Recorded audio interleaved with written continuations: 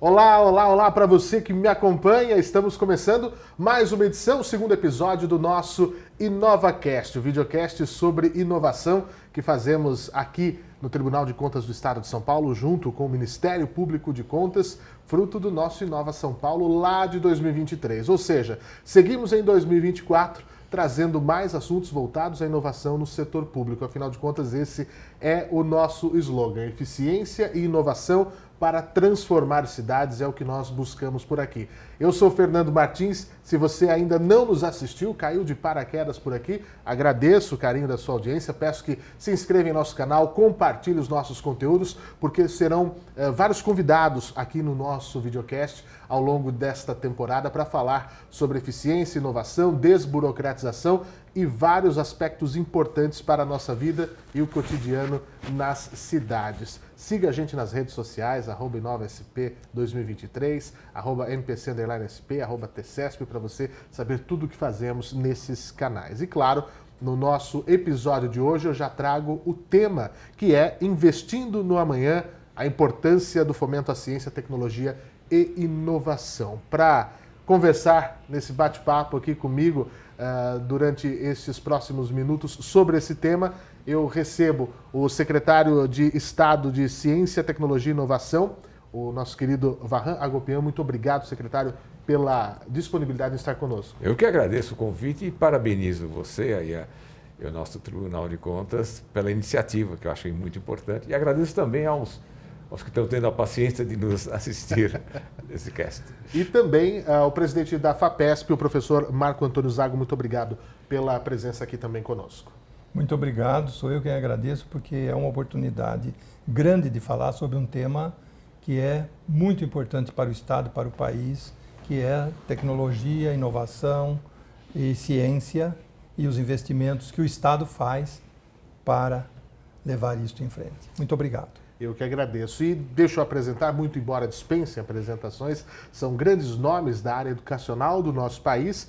O secretário Vahan Agopian é engenheiro civil, mestre em engenharia urbana e de construções civis pela Escola Politécnica da USP, doutor em engenharia civil pelo King's College de Londres e livre docente pela nossa Escola Politécnica da USP. Foi diretor-presidente do IPT, foi reitor da Universidade de São Paulo entre 2018 e 2022 e presidente do Conselho do IPEM. Como disse, atualmente é o secretário de Ciência, Tecnologia e Inovação do Estado. Ao lado, o professor Marco Antônio Zago, graduado pela Faculdade de Medicina de Ribeirão Preto, onde obteve títulos de mestre e de doutor, tendo realizado pós-doutorado na Universidade de Oxford. Foi reitor da USP entre 2014 e 2018, presidente do Conselho Nacional do Desenvolvimento Científico e Tecnológico, o CNPq, entre 2007 e 2010 e secretário da Saúde do Governo do Estado de São Paulo em 2018. Atualmente é, como disse, o presidente da FAPESP, a Fundação de Amparo à Pesquisa do Estado de São Paulo. A gente fica aqui um pouco preocupado, né, em entrevistar, em conversar nesse videocast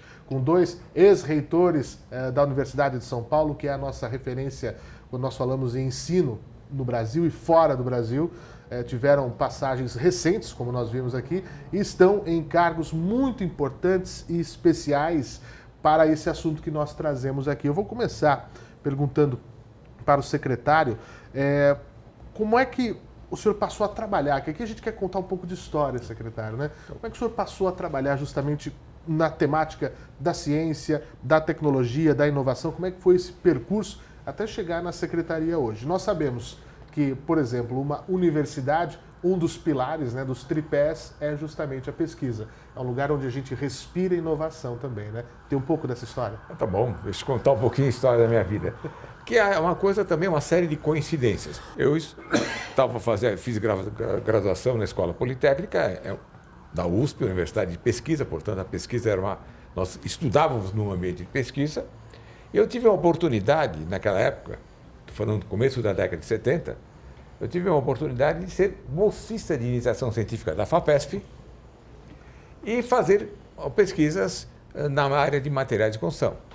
E, curiosamente, aluno de iniciação científica, o que eu estava estudando, para minha agradável surpresa, nós aplicamos num edifício que estava com problemas na cidade de São Paulo e deu certo. Então, isso foi assim como se fosse um vício, né? Uhum. Você vê, você estuda, desenvolve o conhecimento e esse conhecimento dá um resultado prático. Naquela época não se falava nem de inovação, dá um resultado prático. Isso me entusiasmou, aí acabei fazendo mestrado, doutorado. Naquela época ainda faltavam professores com títulos universitários, então eu fui imediatamente consegui entrar como docente, na época auxiliar de ensino da Universidade de São Paulo, e aí foi seguindo a minha carreira. Então eu tive essa oportunidade e dentro do ambiente universitário de eu ver o desenvolvimento do conhecimento e a sua aplicação rapidamente num caso real.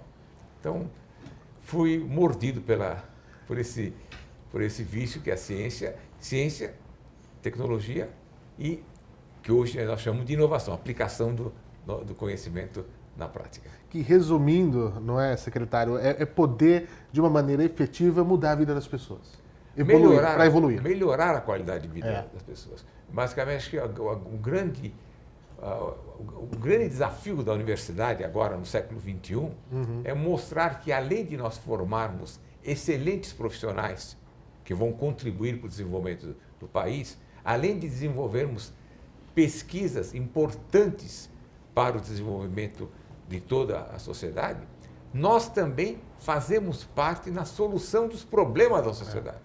Nós, como universidade, temos esse terceiro viés, a terceira perna, de contribuir para solucionar os problemas da sociedade e assim melhorar a qualidade de vida de quem está nos patrocinando, na verdade.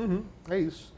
Professor Marco Antônio Zago, como é que foi o caminho do senhor? Então, hoje está na FAPESP, mas também, como disse, passou boa parte da vida dentro da Universidade de São Paulo, né, onde nós falamos agora, onde se respira também conhecimento, se respira inovação. Como chegamos até hoje aqui, professor? Pois foi um caminho tortuoso, cheio de desvios e, obviamente, eu tenho uma grande honra de ter chegado ao cargo mais expressivo da Universidade de reitor. Mas antes disso, eu me formei na Faculdade de Medicina como médico e a minha ambição, meu sonho era ser médico. E, de fato, eu atuei como médico nas enfermarias, nos ambulatórios, organizando atendimento a pacientes. E, como tal, eu sempre me defrontei com doenças que a gente não conhecia muito bem, conhecia só parcialmente. Então, comecei a desenvolver interesse em tentar identificar o que estava por trás daquelas doenças. Por exemplo, algumas doenças hereditárias que ocorrem aqui no país com uma elevada frequência, principalmente na área em que eu atuava, na área da hematologia. E aí tive a oportunidade de ir à Inglaterra e estudar com um grupo que havia identificado as causas de algumas dessas doenças hereditárias, dessas anemias, e ao voltar ao país eu comecei a investigá-las e identifiquei as mesmas causas genéticas aqui, em doenças como anemia falciforme, talassemia e assim por diante. E aí dediquei minha vida a essas atividades de pesquisa e, paralelamente, a atividade de gestão de hospital. Por exemplo, fui diretor clínico de hospital e assim por diante. Mas em 2007 eu tive uma grande mudança na vida, porque dirigia este grupo muito produtivo de pesquisa, etc., mas eu fui indicado para a presidência do CNPq. Então aí mudei bruscamente de um cientista para um gestor de ciência e tecnologia. E não é coisa pouca, porque o CNPq tratava da ciência e tecnologia no país inteiro, um país enorme, muito grande, muito diverso. Uma coisa é São Paulo, outra é Amazonas, outra é o Rio Grande do Sul, Rio de Janeiro. Então tive uma oportunidade muito grande na vida de tratar com muita diversidade, mas aí voltada para a questão de fazer com que a ciência e a tecnologia fossem instrumento para desenvolvimento do país. Em 2010, voltei para a Universidade de São Paulo como pró-reitor de pesquisa e depois, fim de 2013, fui eleito reitor, 2014 a 2018 fui reitor.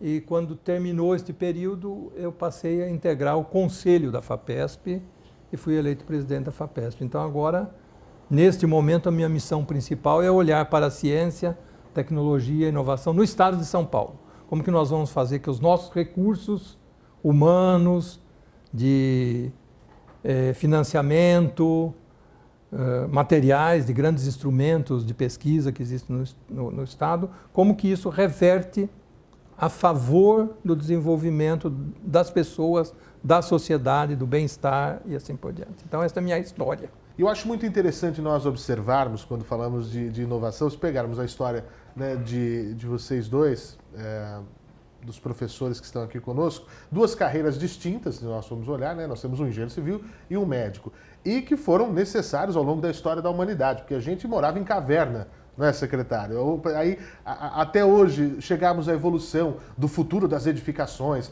Nós passamos por várias eras, né? Nós passamos pela era do aço, nós passamos pela era do concreto, isso já num passado atual e recente. E também na área da medicina, nós temos um hematologista, as doenças do sangue, né? onde a gente sequer imaginava, né, que podíamos, num passado, saber com tanta cuidado como nós somos por dentro. A expectativa de vida, nós não chegávamos a 30, 40 anos, né? Nós morríamos num prego enferrujado, nós morríamos de gripe, ainda se morre, infelizmente, né? Mas os avanços são significativos. Isso mostra a evolução nessas duas áreas que são as áreas de origem, né, do secretário Varran e também presidente da FAPESP, do professor Zago. Então, tudo tem um caminho para seguir. E aí eu fico muito triste, né, quando a gente nota que as pessoas falam assim, mas no setor público é impossível.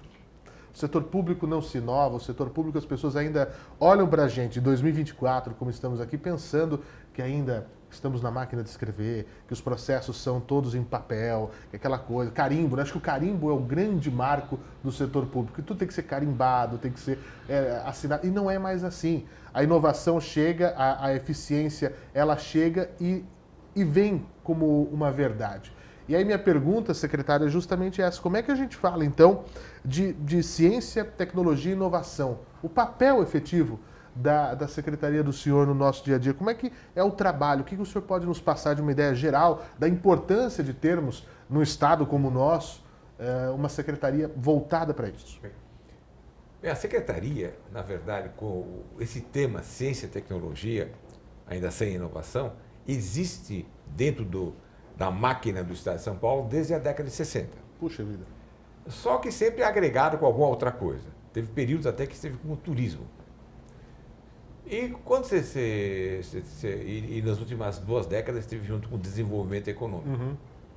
A preocupação do nosso governador, Tarcísio, foi de que havia uma necessidade de ciência, tecnologia e inovação ter um responsável exclusivo, preocupado com esse tema, porque ele, como também engenheiro, ele sabe que somente com ciência, tecnologia e inovação você consegue ter um desenvolvimento consistente do Estado, um desenvolvimento sólido, um desenvolvimento mais bem estruturado. Então ele falou, precisamos separar, não dá para deixar uma pessoa que está preocupada com o desenvolvimento econômico ter também a responsabilidade da ciência, tecnologia e inovação. Então, a secretaria foi desmembrada e agora só com o nome de ciência, tecnologia e inovação nessa gestão do governador Tarcísio. E é uma secretaria de articulação, porque as instituições que estão na secretaria, como a FAPESP, as 3 universidades estaduais, as faculdades de medicina isoladas, IPT, o Centro Paula Souza, a Univesp, são instituições que têm autonomia.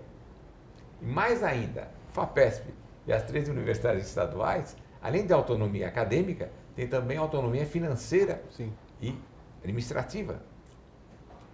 Então, não são subalternos da secretaria, são instituições autônomas que estão contribuindo para o desenvolvimento de ciência, tecnologia e inovação do nosso Estado. Então, a tarefa da secretaria é articulação, buscar a sinergia de todos os esforços que estão sendo feitos no nosso Estado.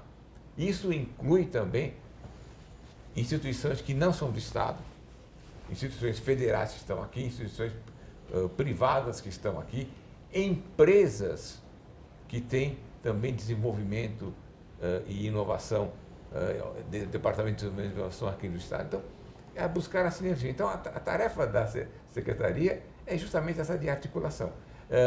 Até estamos comentando antes, as atividades meio da Secretaria continuam sendo feitas pela nossa co-irmã Secretaria de Desenvolvimento Econômico, e apenas as atividades fins estão no âmbito da própria Secretaria. Quer dizer, eu e meus colegas ficamos sempre buscando, conversando. Eu converso com o Zago, além de sermos amigos, mas converso com o Zago frequentemente para mantermos as informações em dia, para articularmos, para ver o que precisa ser feito em conjunto. Então, esse é o papel. Eu só queria destacar que o Estado de São Paulo tem ainda desafios. O Estado de São Paulo, apesar de ser responsável pelo desenvolvimento de quase metade do conhecimento que se faz no Brasil, não somente em quantidade, também em qualidade, o conhecimento feito no nosso Estado é acima da média do que é desenvolvido no mundo. Então, são indicadores importantes. O Estado de São Paulo investe 7% do orçamento do Estado para ciência, tecnologia, inovação. É uma baita grana, não? É muito, é mais que o Estado dinheiro. da Califórnia, por exemplo. Puxa vida, então, sério? eu estou falando proporcionalmente. Sim, claro. sim. Então, apesar disso tudo, se nós pegarmos a parte de inovação, esse volume enorme de bom conhecimento que nós desenvolvemos, nós não estamos conseguindo chegar à sociedade, ao cidadão.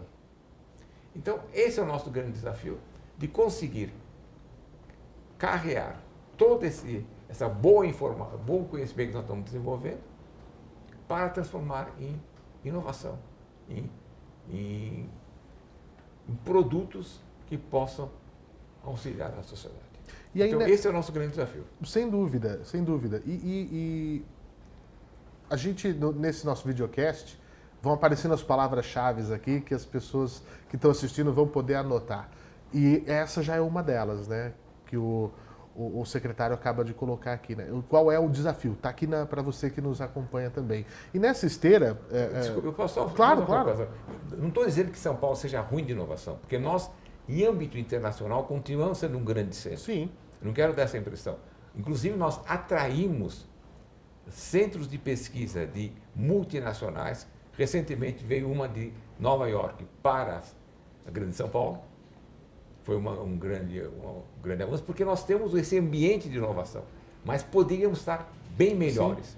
Pelo volume de bom conhecimento que nós estamos desenvolvendo, nós poderíamos ser muito mais inovadores. Mas nós continuamos atraindo grandes centros de inovação de empresas e, obviamente, também de órgãos públicos. E não é um decréscimo, secretário, é uma busca maior, né? Mais aprimorada. Acho que isso é muito importante de fato. E nessa esteira do conhecimento, eu pergunto ao professor Marco Antônio Zago justamente isso, o papel da FAPESP, porque é uma fundação de amparo à pesquisa, né? Uma fundação de fomento, e tem, por ser uma fundação, um regime próprio de trabalho, tem essa liberdade que nós falávamos aqui. E eu queria justamente saber sobre isso, o trabalho da FAPESP em linhas gerais, porque infelizmente eu acredito, pessoas que estão nos assistindo não conhecem com clareza, né, o que faz a FAPESP, mas congrega projetos, congrega essa questão do conhecimento quando nós vamos ver essa aplicabilidade dele na sociedade, naquilo que nós queremos transformar. O que a gente pode falar da FAPESP, professor, e o que vem sendo desenvolvido nos últimos tempos para estimular esse lado, ciência, tecnologia e inovação aqui no nosso estado?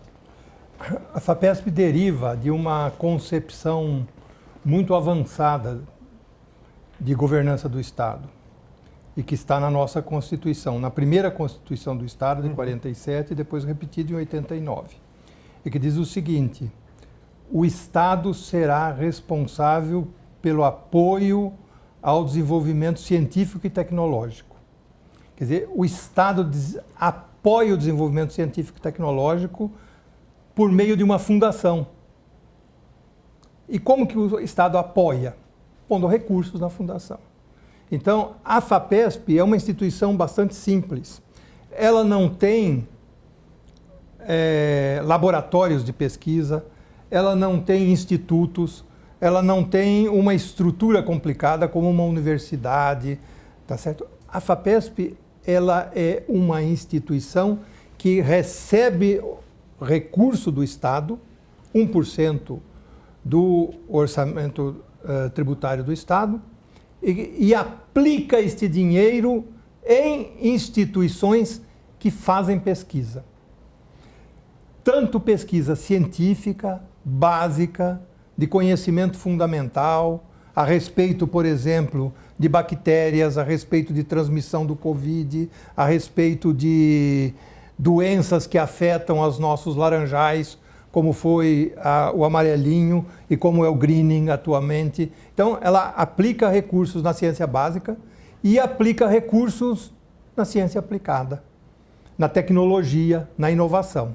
Inovação que, para ser efetiva, tem que ser feita em cooperação com quem leva a atividade, o produto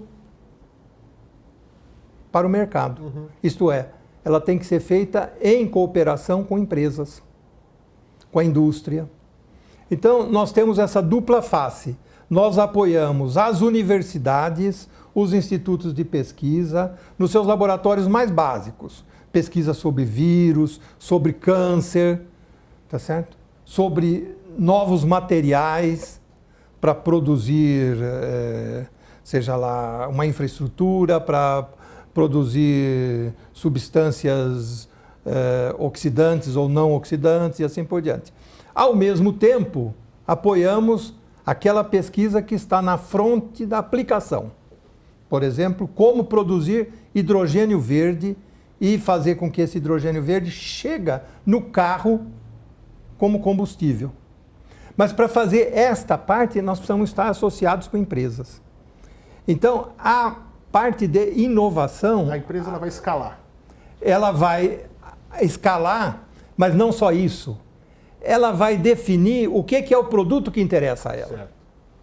Tá certo? Porque a empresa, como tem o objetivo de obter lucro para poder se sustentar, ela vai procurar aqueles filões onde há interesse imediato de aplicação. Tá certo? E a FAPESP se associa, então, trazendo a tecnologia fundamental para desenvolver aquele objetivo. Como, por exemplo, a FAPESP se associou com a Embraer. A Embraer é nossa grande produtora de aviões. E aí, juntos, FAPESP e Embraer, criamos um instituto de pesquisa, que está no ITA. E lá, o que eles pesquisam? O futuro da aviação. Então, novos materiais para novos aviões, combustíveis de baixo carbono, de baixa liberação de carbono, voos autônomos. Todas essas são coisas que vão ser incorporadas aos aviões que vão ser planejados no futuro, por exemplo, pela Embraer. Então, para fazer com que o produto chegue ao mercado, nós nos associamos a institutos básicos que fazem pesquisa junto com empresas. Ou então, apoiamos pequenas empresas, microempresas, que desenvolvem um produto. Às vezes dá certo, às vezes não. Muitas delas são startups. Então, é uma startup que produz lá um novo tipo de curativo que usa células para fazer tratamento de úlceras de perna, tal. Tá bem.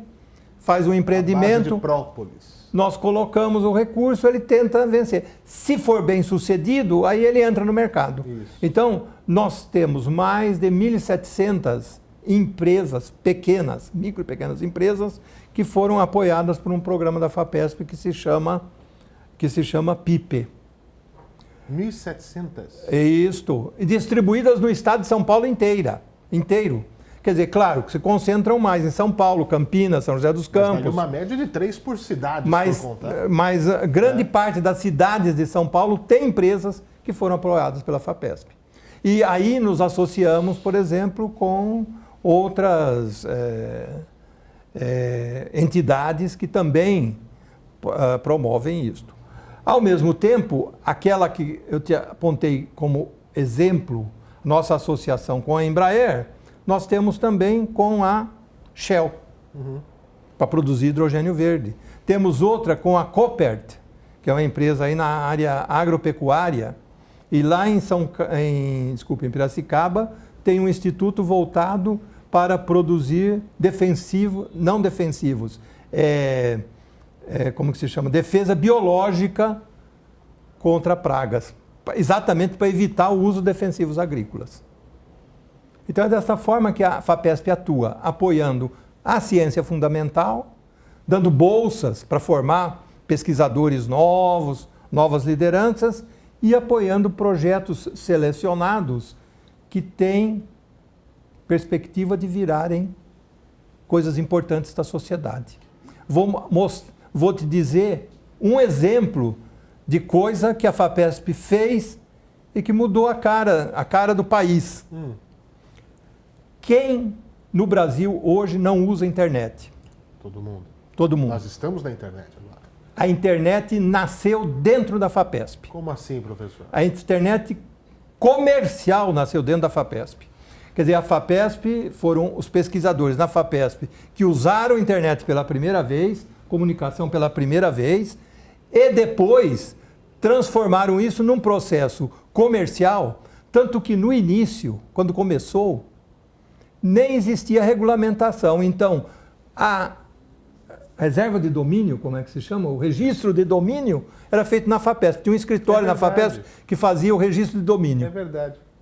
É verdade? Então, é verdade. Então brasileiros, a internet comercial nasceu da FAPESP. Olha, é um baita de um catalisador, não é, professor? Para os processos, a FAPESP. Né? Com esse fomento, com essa ajuda, acaba acelerando o processo, que é o que a gente pede, né, na inovação, na eficiência, é tentar fazer mais rápido com menos, né? A gente tenta fazer essa conta e a FAPESP vem com isso, né, que é muito bacana. E aí eu pergunto para o secretário e também o professor Marco, se quiser colaborar, como é que faz, então, já como política de Estado, né, a interface com os municípios? Porque é o nosso público, é quem está nos acompanhando. Sim.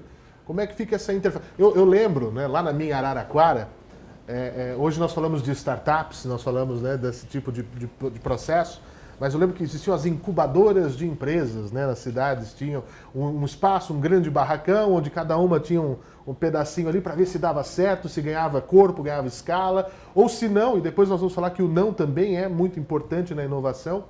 Mas como é que a gente faz essa interface para a vida, para o dia a dia dos municípios e para os gestores que nos acompanham, secretário? Exatamente. A Secretaria sempre teve um relacionamento com municípios através do PATEM, que é um apoio muito pontual, mas o importante que se foi desenvolvido e que hoje existe é um sistema paulista de ambientes de inovação. Isso inclui os parques tecnológicos, nós temos dentro do nosso sistema uns 15 parques tecnológicos, nós temos as incubadoras, que aliás temos bastante incubadoras, e temos em certos municípios apenas uns centros de inovação. O que não é nem uma incubadora, nem um parque tecnológico, mas um ambiente, um local em que o empreendedor pode ir lá se orientar, trabalhar, desenvolver, fazer um protótipo e assim por diante. Então nós temos quase 50 ambientes desses em todo o estado e portanto, pegando todas as regiões do nosso estado, sempre tem alguma coisa dessas funcionando.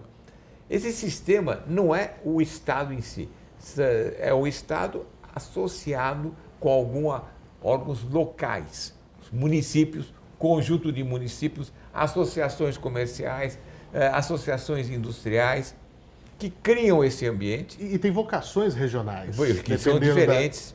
E o Estado ajuda buscando essa agregação, buscando essa interação de todos esses ambientes e, inclusive, apoiando também em certas necessidades que forem aparecendo. Por exemplo, um laboratório específico, não de pesquisa, que a FAPESP apoia, mas um laboratório de inovação, um laboratório de apoio para a inovação, um laboratório de prototipagem, esse tipo de coisa.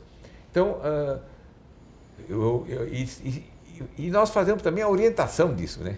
Então, por exemplo, não precisa ter um parque tecnológico em todo o município, mas é interessante o município saber que existem esses ambientes espalhados. Eventualmente, nós temos municípios grandes que o prefeito fala, não, aqui não vai ser nem parque, nem incubador, eu preciso de um ambiente só. Então ele pegou um edifício e está transformando esse edifício num ambiente de inovação, com todas essas oportunidades que o empreendedor consegue encontrar lá dentro para poder avançar com as suas ideias.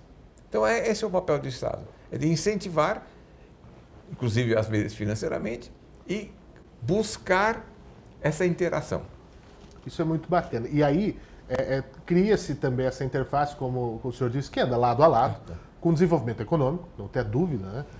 Aí nós temos a Agência de Fomento, a Desenvolve São Paulo, nós temos Banco do Povo Paulista, dependendo de como for, linhas de crédito, que aí já é uma outra história. Sim, né? Mas é muito importante. Muito importante. Por exemplo, o Desenvolve São Paulo está melhorando as suas linhas de crédito para as empresas inovadoras.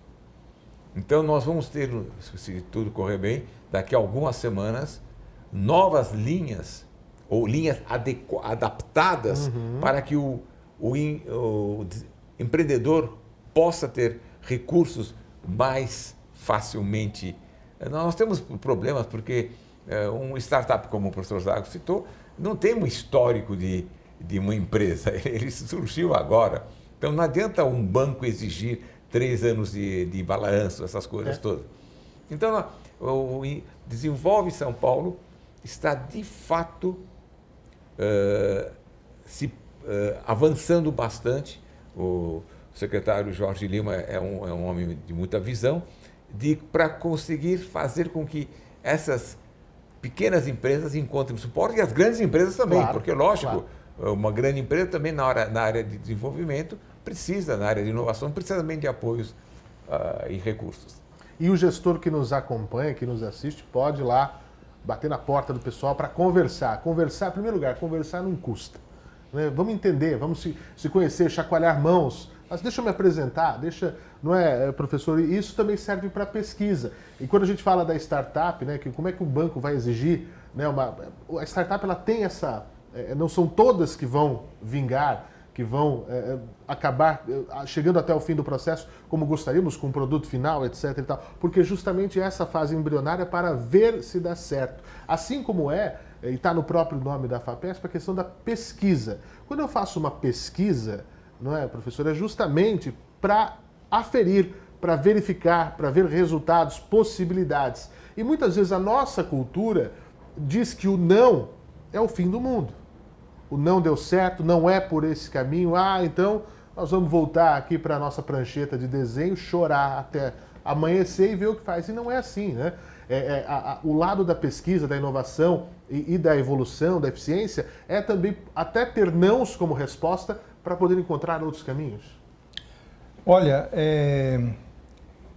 se você conversar com um político, ele vai te dizer que perder a eleição é quase tão bom quanto ganhar a eleição. Claro, eles preferem ganhar, mas perder não é ruim, porque ele está investindo para a próxima eleição. Então, isso é parte da vida. Se você olhar para empresas, você vai ver muitas empresas bem-sucedidas em que o proprietário ou o empreendedor já teve desastres econômicos na vida 2, 3, 4 vezes, e cada vez ele foi aprendendo melhor e aperfeiçoando. Ora, uma empresa tecnológica nada mais é que uma empresa. A diferença é que ela usa um produto de natureza tecnológica ou um procedimento de natureza tecnológica, tá certo? Ela ganha espaço com aquilo. E principalmente quando ela compete na área da inovação, a vantagem dela é ter alguma coisa que as outras não têm. Não é? E muitas vezes ela encontra isso na ciência. Então, a FAPESP, como muitas outras entidades, apoiam este tipo de competitividade. Quer dizer, ela adiciona isso à empresa. Se você vai abrir uma empresa comercial para vender tecidos, roupas, tudo bem, você vai estar competindo aí no comércio com o marketing, com aquilo que existe do mercado no momento, vai haver mais chamativo para uma coisa ou para outra, mas você vai ver que aquela empresa que conseguir trazer uma coisa diferente da moda, algo que ela traz antes das outras, tal, ela ganha espaço no mercado. Olha, quando nós estamos falando de coisas tecnológicas, é a mesma coisa, quer dizer, aquela empresa que está copiando uma coisa tecnológica que ela importou, que ela está, ok, ela poderá ter sucesso ou não. Aquela que vem com uma novidade, essa novidade pode dar certo, e se der certo, é bem sucedido. É como, por exemplo, uma empresa que nós apoiamos para fabricar, produzir, é uma invenção deles, tá certo? Tomógrafos. Sabe que tomógrafo é, em geral, uma máquina bastante complicada, grande, onde você tem que colocar a pessoa para fazer a tomografia e tal. Esse indivíduo, desde a sua tese de mestrado, ele começou a estudar a questão das correntes elétricas, vamos dizer, no tórax. Fez os estudos teóricos, tal, depois fez o doutorado, aperfeiçoando isso. Finalmente ele construiu um tomógrafo portátil, que chega no leito do paciente, tá certo? Que pode ser levado de um lado para o outro. E que acabou sendo muito útil durante a pandemia. Porque na pandemia de Covid, uma das questões era examinar e acompanhar a evolução do pulmão do indivíduo e tal. E alguns hospitais tinham conseguido já esta máquina produzida por uma startup apoiada pela FAPESP, que produz esse tomógrafo portátil. Então, ele teve uma inovação, uma ideia científica, ele transformou num produto e começou a vender e ganhar dinheiro. E teve sucesso, a empresa dele teve sucesso. Então, essa é... Agora, nós vamos encontrar outros que tiveram insucesso uma vez, duas vezes, três vezes, foram se aprendendo num determinado momento de dar certo. Então, nós valorizamos o sucesso, mas temos que saber que o insucesso faz parte da vida e valoriza o sucesso. E enxergar que não é um só caminho. Né? Isso. Acho que isso é fundamental. Isso. E aí, como que o Estado, secretário, engaja as pessoas, sobretudo os jovens que nos acompanham, para virarem uma pessoa como esse? Era um aluno de mestrado, que virou um aluno de doutorado, que virou um empresário do setor, que teve uma ideia lá atrás e falou assim, não, pera um pouquinho, talvez isso aqui possa ajudar a vida das pessoas, eu possa solucionar, porque tudo que é inovador é para, como nós já falamos no começo, para melhorar, solucionar um problema. Como é que o Estado tem esse papel de chegar no cidadão, né, e até a gente contaminar os gestores nas 645 cidades do estado de São Paulo e falar assim, olha, eu acho que eu posso fazer isso na minha cidade. Como é que o Estado tem esse papel e precisa ter? Bem, você usou o termo certo, contaminar. Então, acho que o que o Estado de São Paulo faz, então, para conseguir incentivar esse tipo de empreendedor, que são empreendedores que a inovação está baseada numa pesquisa científica e tecnológica. Uhum. Primeiro, criar o ambiente para eles poderem se formar, que são as universidades de pesquisa. 3 das mais importantes universidades de pesquisa do Brasil, eu poderia falar da América Latina, são as universidades estaduais paulistas, Unesp, Unicamp e USP. Portanto, os jovens nesse ambiente universitário, eles podem desenvolver essa abordagem deles de inovação. As 3 universidades oferecem oportunidades para eles desenvolverem, inclusive com bolsas de iniciação científica da própria FAPESP, do CNPq e das próprias universidades. Então, as 3 universidades são verdadeiros fornecedores. Polos mesmo. Polos. E não é à toa que quando você pega os 10, agora são 10 ou 12 grandes empresas, né, que saíram de startups, são quase todas... Unicórnios. Que chamam de unicórnios, são quase todas de alunos dessas 3 universidades e outras instituições também que fazem aquilo. E o Estado de São Paulo, através... Porque uma coisa importante também, que nós temos que chamar a atenção, a FAPESP, desde a sua implantação, tem garantido o fornecimento, os investimentos de pesquisa de uma forma contínua. Isto é imprescindível para a pesquisa avançar. Então, não somente as instituições estaduais, mas as instituições federais e particulares que estão no Estado de São Paulo se beneficiam de ter uma agência de fomento que consegue garantir a continuidade. A FAPESP tem projetos de pesquisa de grande envergadura que são investimentos de 10 anos. 10, não é, Zago? Sim. Ou 11. Então, isto cria no Estado de São Paulo esse ambiente muito favorável. Então, esse jovem que tem com essa ideia, está nesses ambientes, essas universidades estaduais, ou nas universidades federais e privadas dentro do Estado de São Paulo, cria esse ambiente de pesquisa, e ele consegue ser o seu empreendedor.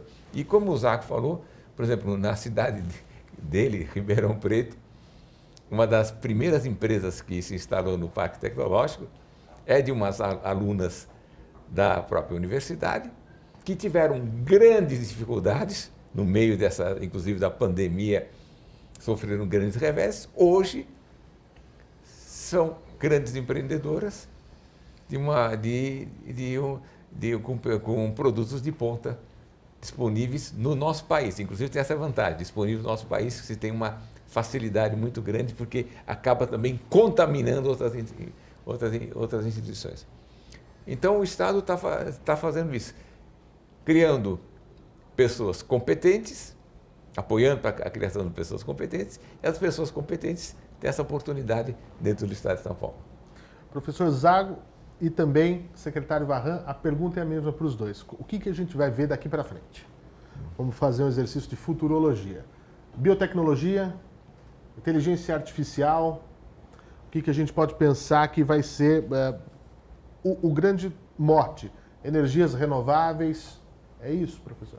É isso daí. Energias renováveis, sem dúvida nenhuma, com enfoque sempre olhando para a questão da economia de baixo carbono, sempre menor produção ou até captação de carbono.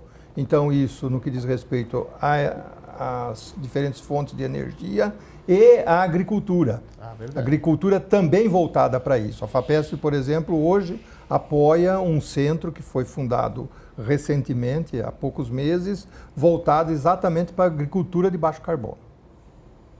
Tá certo? Métodos para reduzir a produção e também para captar carbono como parte da atividade agropecuária. Tá certo? Então, essa é uma linha permanente. A segunda linha importante é a que diz respeito à tecnologia de informação, à transição digital, à chamada inteligência artificial, com todos os seus diferentes complexos e aplicações, e as tecnologias quânticas. Essa é a novidade no mundo inteiro, grande aplicação de recursos de tecnologias quânticas, e a FAPESP, aviso, está iniciando um grande programa de tecnologias quânticas aqui no estado de São Paulo, oferecendo oportunidades para isso deslanchar. E nesta nós temos também uma novidade, nós temos uma aliança com o estado do Rio de Janeiro, porque São Paulo e Rio de Janeiro concentra a grande maioria dos físicos e engenheiros, etc. Existe no restante do país, mas aqui está a maior concentração de pessoas capazes de desenvolver as tecnologias quânticas. E, portanto, nós faremos um programa em associação com a Fundação de Amparo do Rio de Janeiro, a FAPERJ. Então, FAPESP e FAPERJ numa aliança pelas tecnologias quânticas. Tá certo? O que mais que nós vamos ouvir falar da novidade nesse futuro próximo são os progressos que, em parte, a inteligência artificial vai trazer, mas também os novos conhecimentos de genômica e os novos conhecimentos de aplicação de técnicas genéticas, como CRISPR, por exemplo, para o tratamento de doenças, não só do câncer, que é hoje a doença que tem maior expressão em termos de redução do bem-estar das sociedades, todas as sociedades, tá certo? Mas também na correção de doenças genéticas. Então, esta é a nova área também de conhecimento e desenvolvimento que terá papel muito importante. E, finalmente, uma revisão da nossa maneira de encarar a vida em sociedade, principalmente nas grandes cidades, tá certo? Isto implica não é uma área isolada de estudo, é uma associação de todas essas tecnologias que eu apontei, mas com forte componente das ciências sociais, modelando a nossa vida em sociedade e fazendo com que as nossas cidades se tornem mais confortáveis, lugares melhores para viver, poluindo menos, tá certo? Com transportes mais fáceis, e, enfim, para que a gente ganhe em qualidade de vida. Não perder tanto tempo no transporte, 8 horas por dia. Tem gente que vai para o trabalho e volta, tá certo? E ela poderia ter pelo menos 2 horas a menos disso e usar essas 2 horas com a sua família, com seus filhos, com o seu lazer. Qualidade de vida, até porque no final é tudo sobre gente, né? Isso. Concorda, secretário? Eu concordo. Eu apenas o primeiro item que ele falou de questão de baixo carbono, vejo também uma maneira mais genérica de sustentabilidade. Hoje, qualquer desenvolvimento, qualquer avanço do conhecimento, qualquer avanço econômico, sempre você tem que levar em conta a sustentabilidade, que não é apenas sustentabilidade ambiental, é ambiental, tem aspecto social, que o Zago chamou muita atenção no fim, e tem um aspecto econômico. Então, quando eu estou hoje desenvolvendo qualquer produto, qualquer processo, eu tenho que levar muito em conta essa questão de cuidado ambiental, muito sério. Eu estou falando isso porque nós, sempre quando a gente fala de parte ambiental, você pega poluição, tal, mas às vezes não é só poluição, eu estava brincando, inclusive, hoje, que numa reforma a poeira é pior que a poluição sonora, essas coisas todas. Nós temos essa visão geral e a gente não pode esquecer que também eu não posso obrigar, em função da coisa ambiental, obrigar que a sociedade mude suas características. Ela tem que se adaptar, mas não mudar. E tem aspecto econômico. E, por fim, eu acho que foi citado aqui, você mesmo citou, a questão das cidades inteligentes. Eu diria não somente cidades inteligentes, mas cidades que tenham capacidade de suportar as mudanças climáticas que nós já estamos vivenciando. Então, isso que nós estamos vendo essa semana na cidade de São Paulo, inundações todo fim de tarde, o pessoal chama de cidades resilientes. Você não é físico, mas você fez mestrado na física, então você sabe que não é bem esse termo resiliência, não é assim que os físicos entendem, mas estou chamando as cidades, a sociedade tem que conseguir saber que vai vivenciar cada vez mais, vai viver num ambiente mais severo do que nós tínhamos em algumas décadas anteriores. Eu sou da geração, o Zago também, do Clube de Roma, em que nós falamos que nosso objetivo era garantir que os nossos descendentes pudessem também usufruir do planeta que nós estamos usufruindo. Mas os problemas já estão atingindo a nossa geração. Uhum. O negócio piorou tanto que a geração nossa já está sofrendo essas consequências. E essas consequências, nós estamos falando, bastante preocupantes. Nós estamos tendo mortes por choque elétrico, porque caiu um cabo aqui dentro da cidade de São Paulo, uma cidade mais desenvolvida do país. Então, são problemas muito sérios. Então, só complementando, a questão de uma visão mais de sustentabilidade, uma visão mais ampla, que também tem que ser levantada, e a questão de fato, como nós vamos conviver com essas realidades. E puxando aqui para a minha área, a divulgação. Falar sobre. fazer o que nós estamos fazendo aqui nesse ambiente, discutir ciência, tecnologia, inovação, discutir os problemas têm que ser falados, porque só quando a gente começa a movimentar que a gente consegue achar a solução. E para finalizar, eu vou fazer, eu não tenho medo de me pôr na fogueira, Sim. eu vou dizer uma frase e eu quero que os senhores digam quanto de bobagem tem nessa frase que eu vou dizer aqui. Investir em ciência e tecnologia não é importante. É uma bobagem absoluta? Bom, você veja, se você não investir em ciência e tecnologia, tá certo? Você não terá descobertas de novos medicamentos para tratar câncer, por exemplo, para tratar doenças genéticas, tá certo? Você não terá alternativas de energia para substituir o petróleo como fonte de energia, e não só o petróleo, mas substituir o carvão, que é o grande poluidor do mundo, porque 50% da produção de CO2 do mundo hoje vem da China, da Índia e Estados Unidos, os três juntos produzem mais de 50% de toda a poluição ambiental, e principalmente por causa do uso de carvão. Então, se não houver ciência e tecnologia para substituir, o carvão vai continuar cada vez mais sendo utilizado, ou então as pessoas vão desistir de se aquecer no inverno, vão desistir de fazer as fábricas funcionarem. Isto é, sem ciência e tecnologia nós não temos futuro. Então, se é bobagem ou não, você mesmo julga. É isso, secretário?